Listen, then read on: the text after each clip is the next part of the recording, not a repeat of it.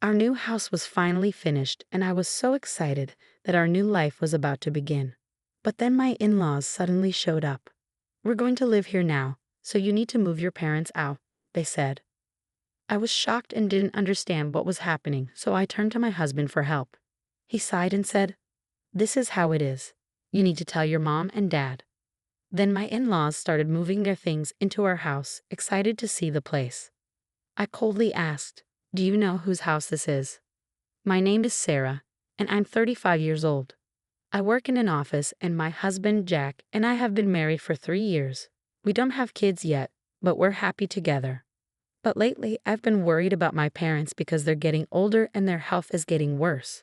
So I decided to talk to Jack about the possibility of living with them." Jack said, "I don't mind living with your parents. It will be good for both of you." "Thank you, Jack. I'm so glad I married such a kind person." We planned to move in with my parents, but there was a problem. My parents lived far from the city, and it would be hard for both of us to work from there. Plus, our apartment was too small for 4 adults, and we didn't even have space for a baby if we had one. I came up with an idea. "What if we build a new house?" Jack's face lit up. "I like that idea. Let's build a house where everyone can live comfortably." He agreed, and we quickly started planning to build a new home. When I told my parents, they felt bad at first, but when I explained we were thinking about the future, like when we have kids, they understood. It made me happy to see them supportive. Jack and I met with a real estate agent to discuss the details. We wanted to find a place close to a hospital for my parents and near a train station for us. We thought about how many floors the house should have and how big it should be. I asked my parents for their opinions, but they were just happy to live with us and left it to me. Jack, however, had many ideas and was very involved, which helped a lot. Every time we agreed on something, I got more excited, knowing we were getting closer to our dream house. After a lot of planning and research, we finally hired a contractor and were ready to start building. Building the house was a lot of work, and because we were both working, it took a long time. We were exhausted, but happy. The house layout was exactly what we wanted, and it felt like a big achievement after all the effort. But even though it was taking a while, we were still excited and looked forward to the day it was finished. Then my in-laws found out we were building a house, and they started calling me all the time. "Sarah, we're coming to visit. I heard you're building a house." "Yes, that's right. It should be ready by the end of the year." "That's wonderful. Tom is doing great. Why don't you come by sometime and we can talk more?" My husband and I went to visit them for the weekend. When we got there, they greeted us with big smiles. "Congratulations on your new house. Isn't it exciting to build a home?" my father-in-law said, smiling as if it was his own. "Yes, I'm really looking forward to it. I want everything to be perfect, but I also want to move in as soon as possible. It's been a busy time," I replied. We talked excitedly about the house. "Oh, I want to see the floor plan," my mother-in-law said. Jack showed her the pictures on his phone. "Wow, this house is huge. There's plenty of room for everyone," she said. "Yeah, we're planning to live with my parents, so we need this much space." "Living with your parents?" My in-laws looked at Jack, surprised. "You're moving in with Sarah's parents?" "Yes, that's right. Sarah's parents have been having trouble with their legs and hips lately, so we decided to move in with them. That's why we bought a new house." "I see. Well, good luck then." I could tell that my mother-in-law and father-in-law's tone had changed. I started to understand why they weren't happy about this. They probably didn't like the idea of my parents living with us instead of them. So I decided to change the subject. "How are you guys doing? Are you feeling okay?" "We're fine. Nothing has really changed." "Yeah, just the same old routine." "All right then. Let's talk about the new house. Do you know which room your parents will take?" "Oh, we're thinking about this room." My husband didn't seem to notice that his parents were upset, but I could tell that they weren't too happy about my parents moving in with us. They didn't like that my parents were a priority over them.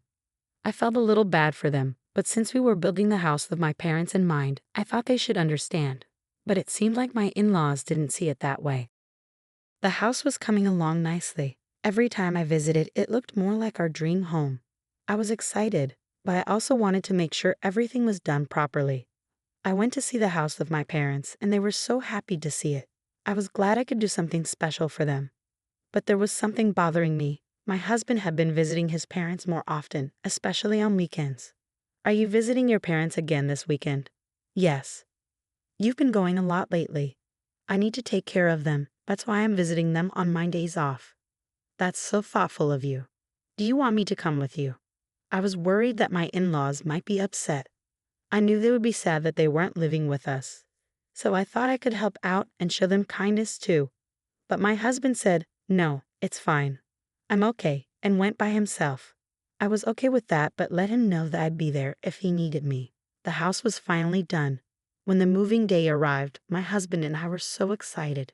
We packed up our things and headed to our new house with big smiles on our faces. When we arrived at our new home, I was so excited to finally see it. The house was stunning, and I couldn't help but say wow as I looked at it.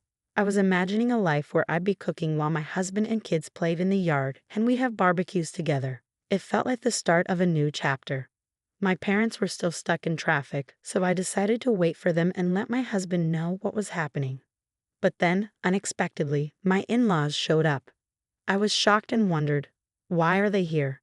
They got out of the car, smiling, and said, we're here. What an amazing house. This is something you can brag about.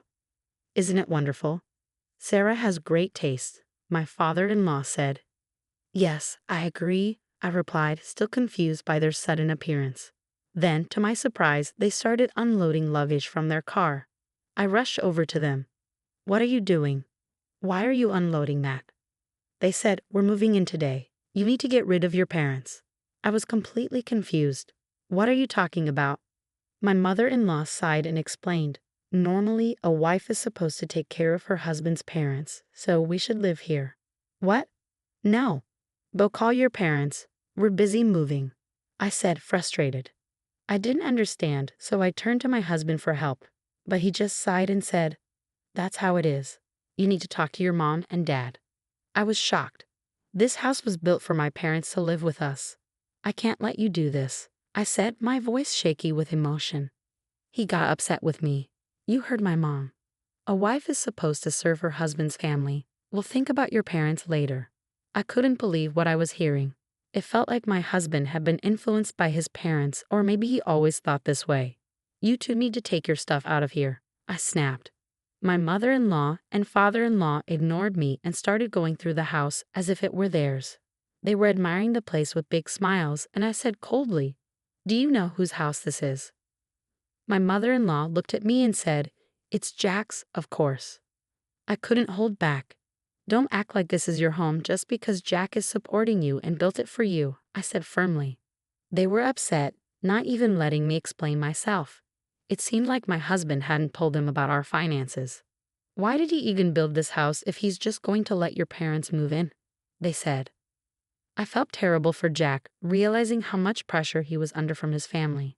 I couldn't take it anymore. I was tired of being misunderstood. If you insist on living here, then I will have to ask Jack to return the money I paid for this house, I said firmly. My in-laws looked at me confused. How much did you pay for this house? Probably nothing, right? $100? They laughed. But my husband didn't say anything, his face going pale. I looked him straight in the eyes and said, are you proud of yourself, letting this go on without telling the truth? He seemed lost and asked, what are you talking about? My mother-in-law tried to explain. Jack didn't want to say anything, so I had to tell them. I looked at them both and said, I bought this house with all of my savings. If you want to live here, you'll need to pay me the $500,000 it cost. Their eyes widened in shock. They looked at my husband for confirmation. When my in-laws asked my husband if I really bought the house, he quietly confirmed it. Sarah bought the house. She's head of her department, and her salary is much higher than mine. His parents were shocked. But you've been with your company for so long. Yeah, but I've made a lot of mistakes at work. I'm not moving up, and now I'm even taking a pay cut. I make less than a new graduate, my husband confessed. Suddenly, my in-laws switched their tone completely. They started pleading with me. Sarah, we're sorry for everything we said earlier. We were wrong. Please forgive us and let us live here. I was furious. No, I bought this house to live with my parents. I won't allow you to take their place. If you want to live here, You'll have to pay me $500,000. They looked at each other and said, "We don't have that kind of money." "Then you'll need to leave," I said firmly. "But we sold our house." "If you kick us out, we have nowhere to go," they pleaded. "Rent an apartment then. I'm not letting you stay here. It's impossible for all of us to live under one roof," I said coldly. Then my in-laws began to cry. "We've made mistakes with our investments and are in debt. We sold our house and used our retirement savings to pay it off. We're too old now, and we have nowhere else to turn. We need you." I couldn't believe they were using this sob story. "If you need help, you need to go to your son. I'm not obligated to support strangers." "But we're your in-laws," they argued. "Why won't you help us?" "I'm sorry, but I can't stay married to someone who lets his parents try to take over the house like this." "I'm divorcing Jack," I said. Jack panicked. "You can't divorce me," he pleaded. "I want you out of the house now," I replied, standing firm. When he realized I was serious, he started to panic even more. My in-laws tried to beg me again, but I threatened to call the police if they didn't leave. They quickly ran out. Jack stayed calm but sad. "I'm still your husband. I have the right to stay here. If you stay, I'll sue you and have you kicked out," I told him, and he quickly left with his belongings. If his workplace found out about the lawsuit, he would be fired, and he knew that. So he left in a hurry. When my parents arrived, they were shocked to find my husband gone. I explained what had happened, and they were grateful for my decision. They thanked me for standing up for them. It was a relief to have taken control of the situation. I felt glad I got rid of those selfish people before we had kids. After the divorce was finalized, I was living comfortably in our new house with my parents, free from all the drama.